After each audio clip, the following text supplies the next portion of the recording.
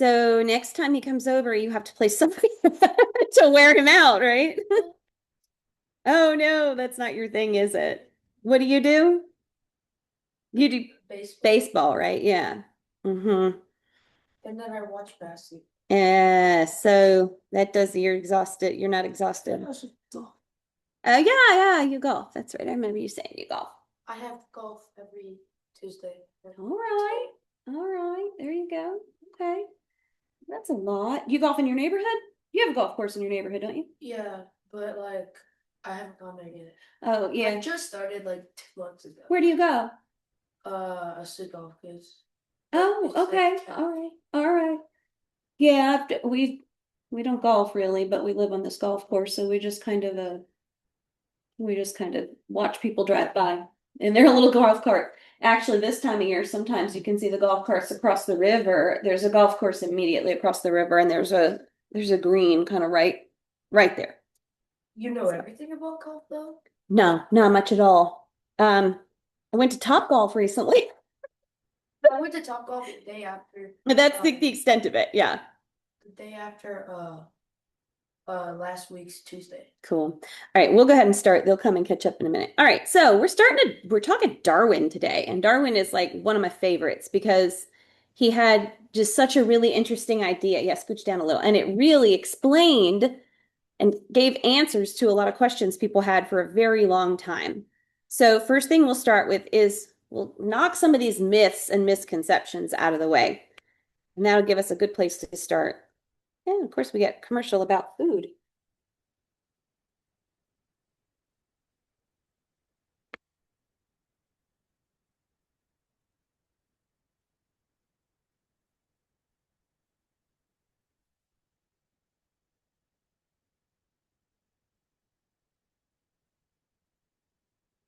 Myths and misconceptions about evolution. Let's talk about evolution. You've probably heard that some people consider it controversial, even though most scientists don't. But even if you aren't one of those people, and you think you have a pretty good understanding of evolution, chances are you still believe some things about it that aren't entirely right. Things like evolution is organisms adapting to their environment. This was an earlier, now discredited theory of evolution. Almost 60 years before Darwin published his book, Jean-Baptiste Lamarck proposed that creatures evolve by developing certain traits over their lifetimes and then passing those on to their offspring. For example, he thought that because giraffes spent their lives stretching to reach leaves on higher branches, their children would be born with longer necks. But we know now that's not how genetic inheritance works. In fact, individual organisms don't evolve at all. Instead, random genetic mutations cause some giraffes to be born with longer necks, and that gives them a better chance to survive than the ones who weren't so lucky. Which brings us to survival of the fittest. This makes it sound like evolution always favors the biggest, strongest, or fastest creatures, which is not really the case. For one thing, evolutionary fitness is just a matter of how well suited they are to their current environment. If all the tall trees suddenly died out and only short grass was left, all those long-necked giraffes would be at a disadvantage. Secondly, survival is not how evolution occurs. Reproduction is. And the world is full of creatures like the male anglerfish, which is so small and ill-suited for survival at birth that it has to quickly find a mate before it dies. But at least we can say that if an organism dies without reproducing, it's evolutionarily useless, right? Wrong. Remember, natural selection happens not at the organism level, but at the genetic level. And the same gene that exists in one organism will also exist in its relatives. So a gene that makes an animal altruistically sacrifice itself to help the survival and future reproduction of its siblings or cousins can become more widespread than one that is solely concerned with self-preservation. Anything that lets more copies of the gene pass on to the next generation will serve its purpose. Except evolutionary purpose. One of the most difficult things to keep in mind about evolution is that when we say things like genes want to make more copies of themselves, or even natural selection, we're actually using metaphors. A gene doesn't want anything, and there's no outside mechanism that selects which genes are best to preserve. All that happens is that random genetic mutations cause the organisms carrying them to behave or develop in different ways. Some of those ways result in more copies of the mutated gene being passed on, and so forth. Nor is there any predetermined plan progressing towards an ideal form. It's not ideal for the human eye to have a blind spot where the optic nerve exits the retina, but that's how it developed, starting from a simple photoreceptor cell. In retrospect, it would have been much more advantageous for humans to crave nutrients and vitamins rather than just calories. But over the millennia, during which our ancestors evolved, calories were scarce, and there was nothing to anticipate that this would later change so quickly. So, evolution proceeds blindly, step by step by step, creating all of the diversity we see in the natural world. All right, so that gives you kind of an idea of where we're headed into what evolution means from a scientific standpoint. So let's talk about Darwin. This is my man, Darwin, and I love this guy. I really do. He's very cool.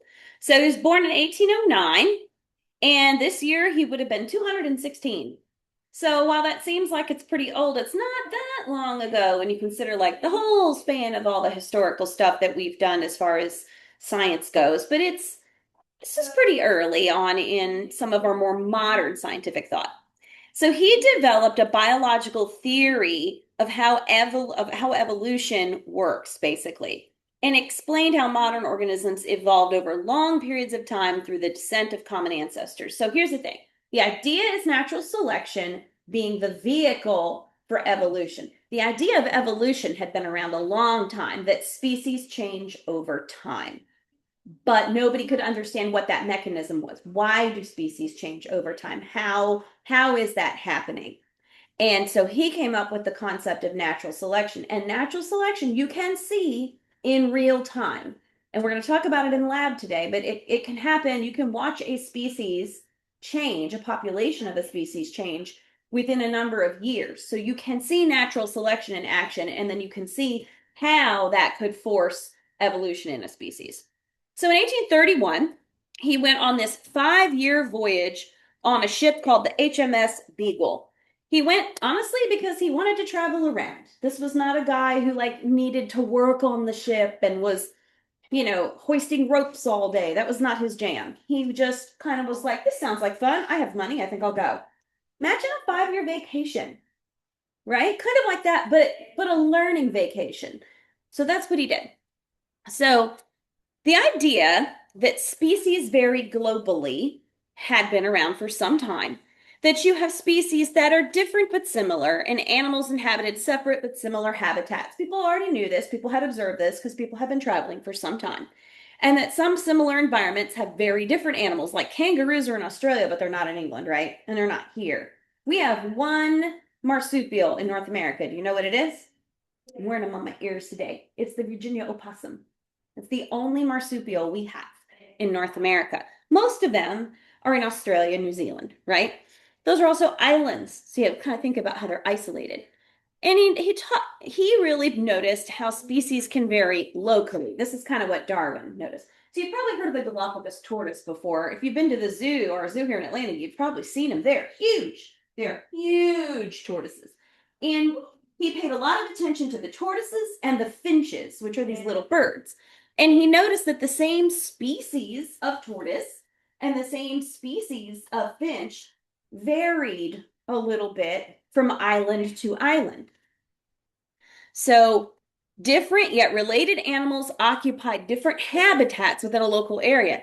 And it came to the point where these animals, their species became so different on different islands that it was so specified that it was almost like a new species had developed, even though they were very, very similar. So you got tortoises and birds in the Galapagos, and they're going to vary from island to island. These are very closely related animals here and here, but they're different on each of these different islands. So the idea that species vary over time had been around for a while. Scientists had found fossils before. You ever seen the giant ground sloth before? You ever seen an image of that? So that's a prehistoric creature. And here's our modern sloth. But look at how big that first guy was, right? There's change over time. And then this glyptodont is the ancestor of our modern day armadillo. You can see that that has changed over time as well. In both cases, those animals got considerably smaller. So why might that have happened? Why do you think they might have gotten smaller over time? What do you need a lot of if you're big? Food and, yeah, food and territory. Maybe it became harder to get food and harder to maintain territory. So the animals that were smaller and required less food survived, and then they were able to pass on their genes for making a smaller size animal to their offspring. And then it continued that way until you get a tiny armadillo. So some fossils of extinct animals were similar to living species. This is something scientists knew at the time. And your examples are the ones we just went over. So then he started to put all these thoughts together, these ideas that other scientists had had, and he started to put them together and kind of form his own ideas. So Darwin thought about the patterns he'd seen on his voyage, and he realized that there were many similarities between the animals he'd seen, and there was evidence that suggested that the species were not fixed, but that they could change by some process. And he wanted to know what the process was. We knew that change happened. We just didn't know how it happened. So Darwin, he really had some great ideas. And he really started thinking. And these are some ideas that shaped how he was thinking, things that other people came up with before him. So Earth is very ancient and is continuously changing. That is something people already knew. And that was established mainly by these guys, James Hutton and Charles Lyell, and they helped scientists see that the Earth is millions, actually billions of years old, and they were able to show evidence that the Earth is old and it's constantly changing. So this became kind of standard scientific theory. Then we had the idea that geological processes that shape the Earth happen very slowly and are still happening today. So these two dudes came up with these ideas, and everybody kind of accepted them as general scientific consensus. Yes, this happens. This makes sense. Hutton talked a lot about change. He said that rocks form very slowly and are changed by forces that twist, lift, and fold them, which is what we talk about next year when we do earth science. We talk a lot about how, which one is it? Is it this one? I can't tell if it's this one or the other one. There you go. There you go. Sorry. This time of year, when the leaves are gone, the sunlight can be really rough in the morning. All right. So we understand that rocks change over time, and this is what he focused on. All right. So then he also realized that mountains can be worn down by rain, wind, heat, and cold, erosion, right? We've seen this. So he's making this as the things that we take for granted today, the fact that rocks can be worn down, like somebody had to state that at some point and make it a statement of scientific theory. This is our consensus. This is what we agree. So these guys have done that. And in order for these events to occur, Hutton concluded that Earth must be more than a few thousand years old, which was the initial thought, was that Earth was only a few thousand years old. And he's like, no, this takes more than a few thousand years. Earth is older than we originally thought. So this became an accepted consensus. So Lyell believed that geological processes we see today must be what compared to the ones millions and billions of years ago? Yeah. What he's saying is the processes we see today are the same processes that happened in the past. That makes sense, right? It's consistent processes. Rocks wear down when rain hits them or water runs over them, or if water runs down a hill and it takes soil with it, that's the same process that's been happening for millions and billions of years, right? So this is what he was saying, Lyell was saying. And then he also said there needed to be enough time in Earth's history for these changes, like a river carving out a canyon, to take place. And that doesn't happen over a couple hundred years. That takes a very long time for a canyon to form. So these are just some examples of the theories that were accepted at the time that formed the basis for how Darwin got to where he was. And Lyell agreed with Hutton that Earth is much older than a couple thousand years. Like it's way, way older. So Darwin, while in South America, something happened that was strong enough to lift up rocks on the shoreline 3 meters out of the sea with mussels and other sea life clinging to it. What natural disaster do you suppose might lift rocks right up out of the water? What might happen? What? Say it again. I just didn't hear you. Volcano could, yeah. That wasn't what he saw, though. It was a good guess. He saw an earthquake. He witnessed an earthquake. And he'd probably never witnessed one before, right? We've had a couple around here that are little ones, right? This one was big enough to take rocks and lift them up out of the ocean, move them onto the shore, and they had like mussels and oysters and things clinging to them. You know, they had been under the water, clearly, and now they're up above the water. And that made him really start to think. So then he later observed something of marine animals thousands of feet above sea level. What do we see in the mountains sometimes that shows us that maybe it used to be ocean and not mountain? What do you call an old preserved organism? Yeah, fossil. So he saw fossils. He observed fossils of marine animals in the mountains, thousands of feet above sea level. How did the fossil of this fish end up on top of a mountain? Like the fish did not flop across dry land and die up on top of the mountain, did it? So if you see fish fossils in the rocks on top of a mountain, what does that tell you about the mountain? It used to be ocean, right? Okay. So he's saying, all right, these guys are saying Earth is millions of years old. Actually, it's billions, but they were saying millions of years old. Like, okay. And processes happen over time. They're the same processes. And obviously things were very different before because these mountains used to be ocean. So all these thoughts are coming together. And he felt that this was evidence that Lyell was right. Okay. And Hutton was right. And earthquakes could over time build mountains a few feet at a time. And absolutely they can. And he asked himself if Earth could change over time, could life change over time too? So this is the first big thing. We know Earth can change over time. There's good evidence for that. All right. So then can life do the same? So then there was this guy, Lamarck. Now they mentioned Lamarck in that video. This guy has become so memeable among scientists because honestly, his ideas at the time were cutting edge and everybody accepted them. But through today's lens, they're just goofy as all heck, y'all. So his name is Jean-Baptiste Lamarck. So he's a French dude, right? And he proposed that the use or disuse of something, traits or organs is what he called it. The use or disuse of organs cause organisms to gain or lose traits over time. All right. You play guitar. You play piano. If you keep playing piano and you play baseball, if you guys keep doing those things and you get really, really good at it, one day when you have kids, are your kids going to automatically be good at those things? No. No. Okay. No, that makes no sense. What if you decided to work out every day and become like super muscular bodybuilder? Are your kids going to be born super muscular bodybuilder? No, but he totally thought that's how it works, which is interesting, right? Very interesting. So yeah, he said that use or disuse of these characteristics can get passed on to the next generation. So for example, a water bird's long legs happen because the animal kept wading in deeper and deeper water to get food. So as the water got deeper, he'd grow his legs a little longer and then his babies would be born with longer legs. Does that make any sense? No, but God bless him, he tried, right? So he was the first one to really, so even though it was wrong, it mattered because it gave people something to think about. So his original idea was that, like for example, giraffes came from a short-necked ancestor and then they had to keep stretching to reach the high leaves. And then sooner or later, they just had long necks. So Lamarck's hypotheses were incorrect in many ways, obviously.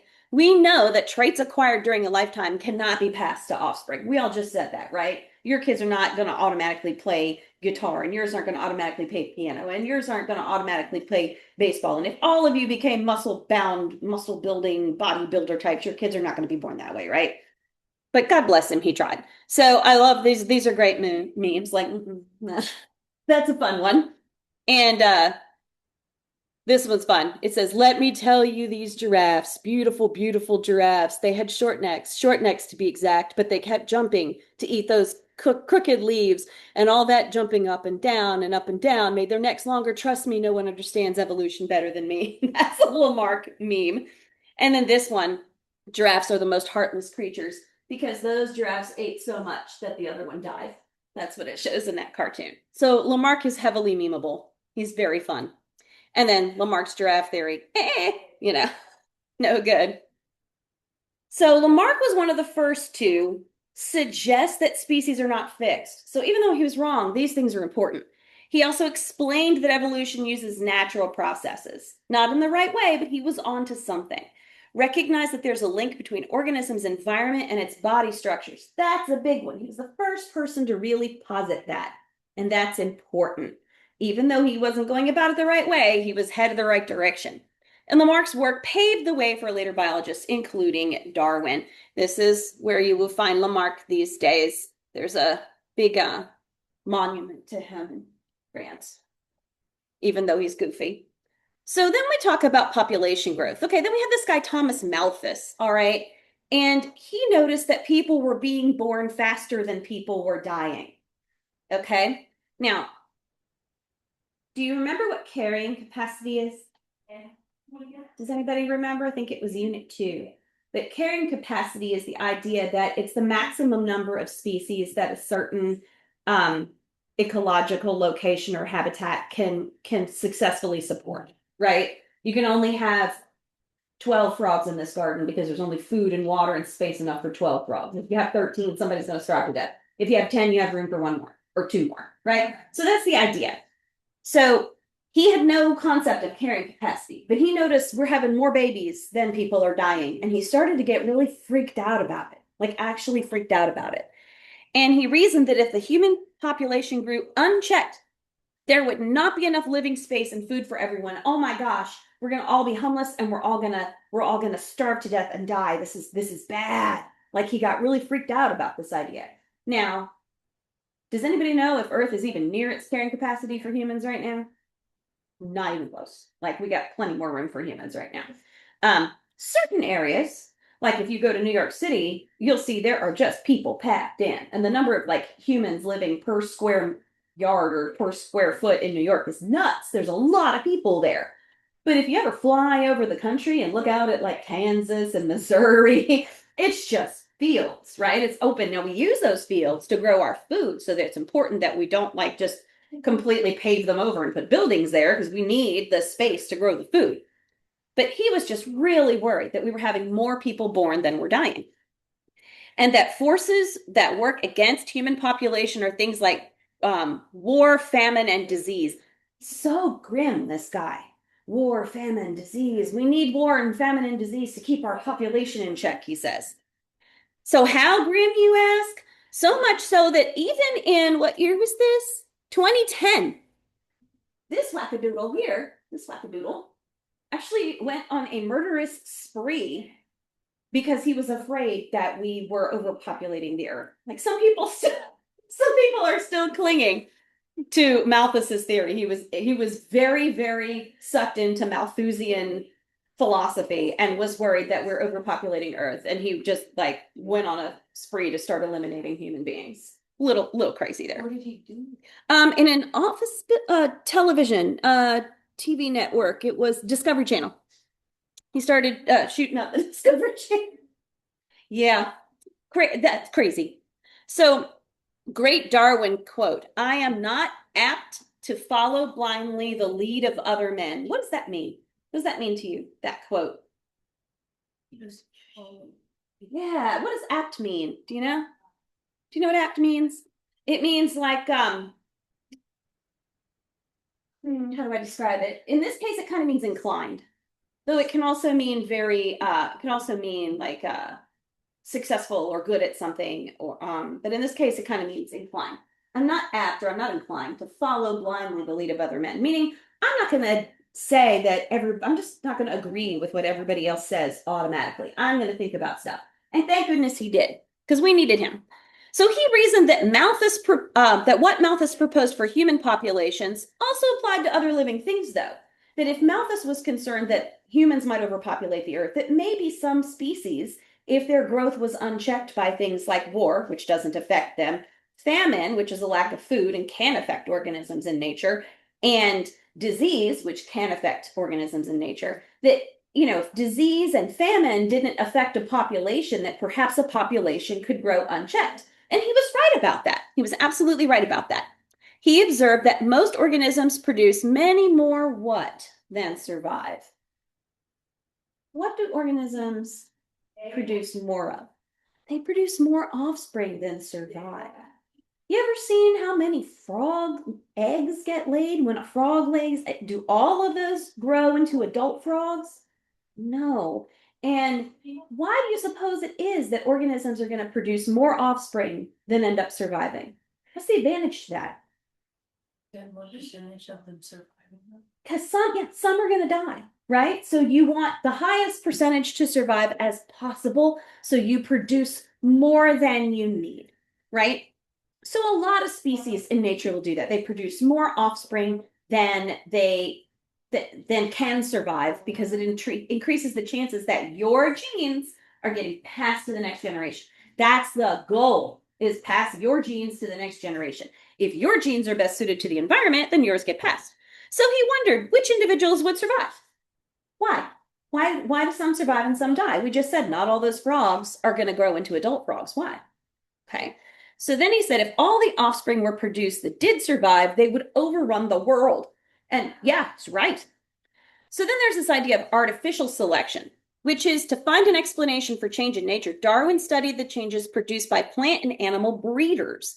Some plants bear larger, smaller fruits than others.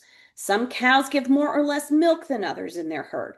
This told Darwin that variation could be passed from parents to offspring and used to improve crops and livestock. And to find an explanation for a change in nature, he studied changes produced by plant and animal breeders. So selective breeding. He studied selective breeding. Some plants bear larger fruit or smaller fruit. Some cows give more or less milk. This is what we were just saying once in there twice. Okay, so yes. Where's the QR code? All right, so Evan's going to go. Evan, come back and look at these slides that you missed. Okay, so after class, go into your Dropbox and look at the slides that you missed. Just cover it. If you go in the room, take him with you. Close the door. It's on the back of the door. I intentionally put it there so nobody scanned it. You can leave that and just head on in. They're going to watch that. All right. Both of you have already seen your suspect interrogation, right? The video? Yeah? Okay, good. All right. So then that brings us to his pigeons. All right. No joke. Darwin was obsessed with pigeons. So very interesting affinity for fancy pigeons. Okay, you've seen pigeons, right? Did anyone look like that? Darwin loved fancy pigeons. All right, so these are all, when Darwin wasn't busy doing science, he was busy breeding pigeons. In fact, he loved his pigeons quite dearly. Pigeons, they're damn interesting. This man really liked pigeons, which is odd. It's an odd thing. Look at this pigeon. Look, what in the world? Like, look at that pigeon. You can't look at that pigeon with a straight face, Emerson. Look at that thing. This is what he did. He bred pigeons for fun. So here's a little, actually, I'll come back to this in a second. So Isabella, go up in that front room. They're going to watch the suspect interrogation. Yeah, there you go. All right, so he presented his case to the world. So he wanted to gather as much evidence as he could to support his ideas before he made them public. In 1858, he read an essay by Alfred Wallace, whose thoughts about evolution were almost identical to his.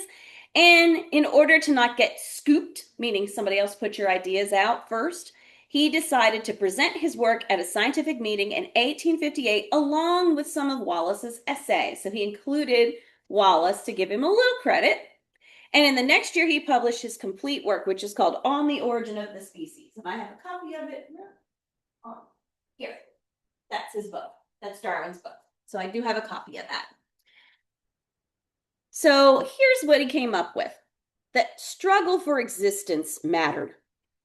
Malthus's theory about supply and demand, Darwin reasoned that if more individuals are produced than can survive, they will have to do what for food?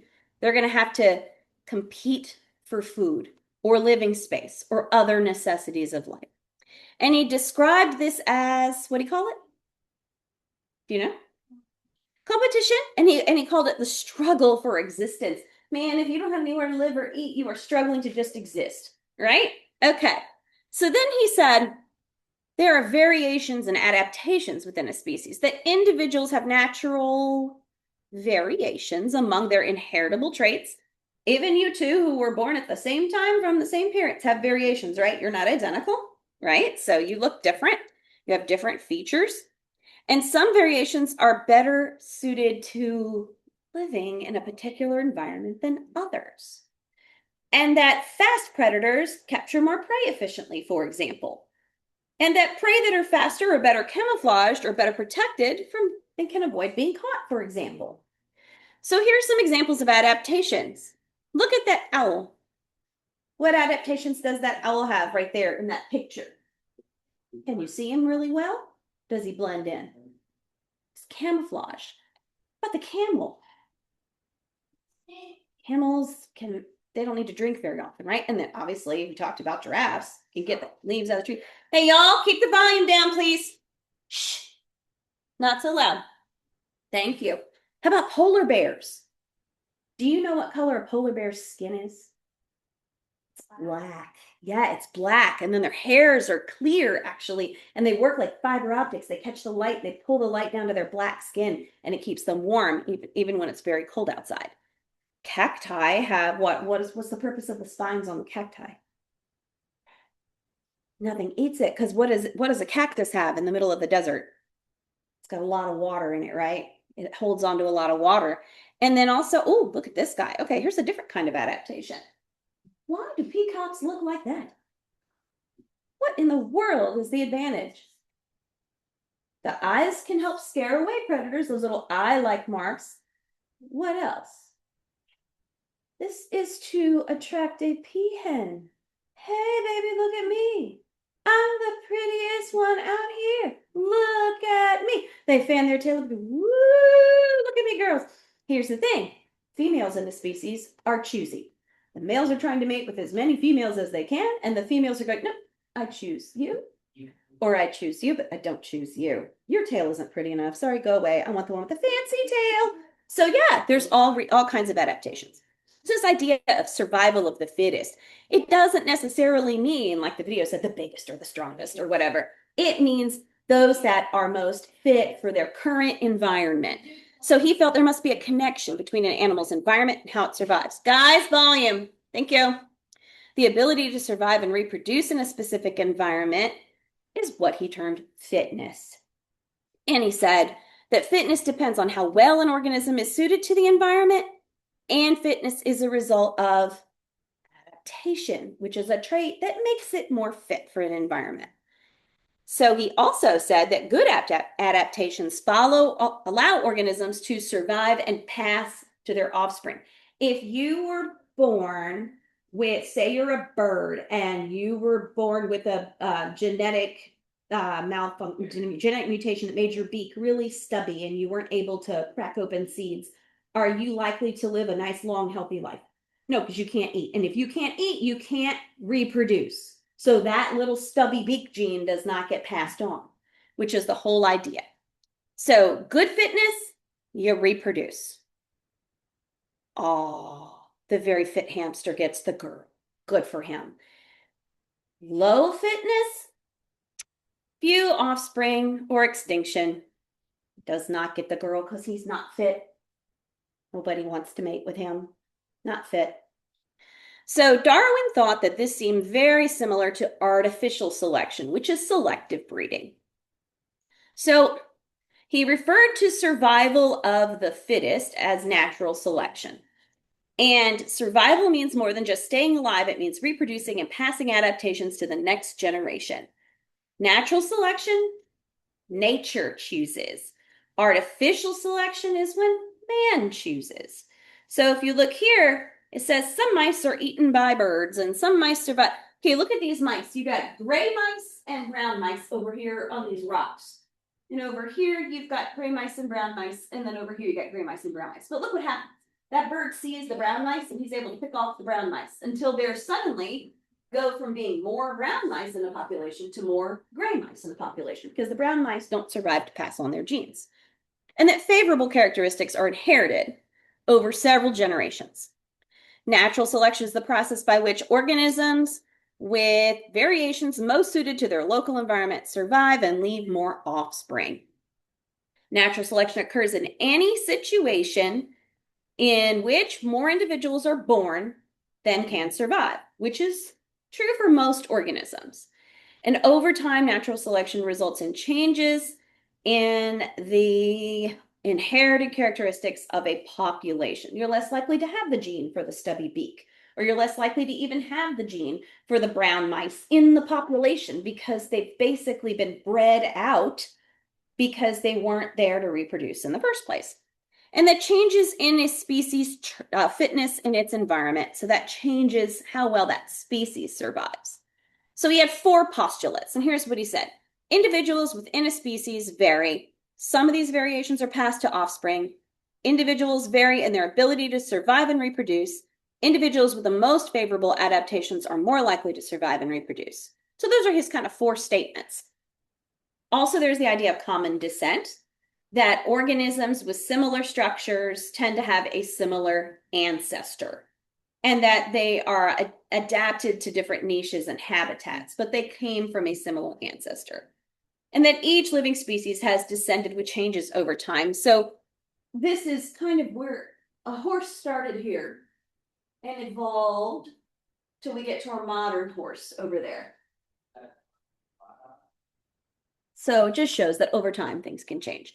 If we look back far enough, we could find the common ancestor of all living things. Now we're doing this not just by comparing structures as we did in the past, but by using DNA. We're actually able to use DNA. A single tree of life links all living things together, and this is known as the principle of common descent.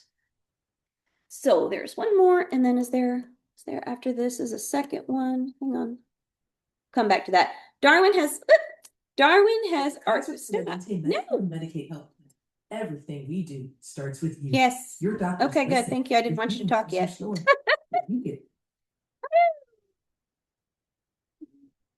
We were here. So Darwin argued that living things have been evolving on Earth for millions of years, and today fields like genetics and molecular biology support his ideas of evolution. So I'll put this one on for you. Join us and go back. Actually, no, this one's too long for right now because we got to start in a minute, but I think maybe is this one short enough? I don't remember. Well, we got like 2 minutes till class anyway, so that's good. You guys can watch those separately at home if you want to, but you're pretty good. You're good to go. All right, so they'll be coming in just a minute, letting them wrap up their video in there.